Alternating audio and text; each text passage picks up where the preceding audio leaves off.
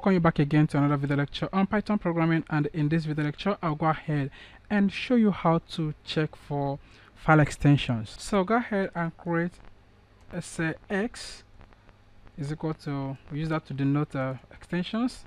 So let's say file extensions in an array, and the first one is, let's say, the GIF, put a comma, and next one is PNG and put a comma, and next one is JPEG,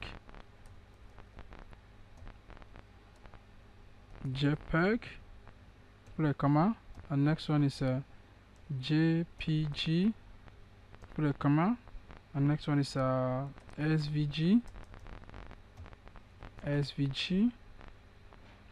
and so on. Now let's go ahead and let's put a comma. I can go ahead and check for txt. Alright, so let's go ahead and say file x is equal to input. So we'll allow the user to input some. I'll go ahead and say insert file with extension.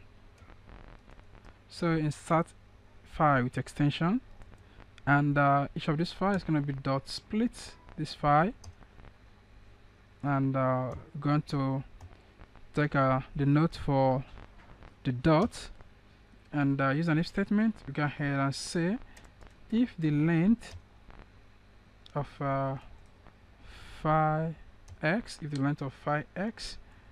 is greater than or equal to 2, then we go ahead and say extension is equal to file x -1 dot lower. Alright, so let's go ahead and say if extension in x, then if that exists, go ahead and print file extension exists.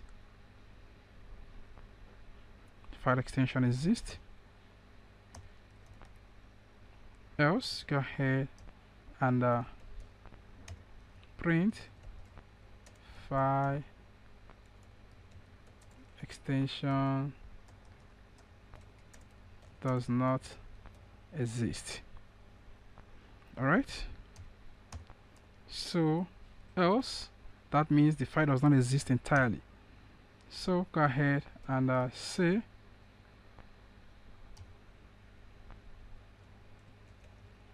file does not have extension. So file does not have extension. So here we're checking if the extension exists or not within the array.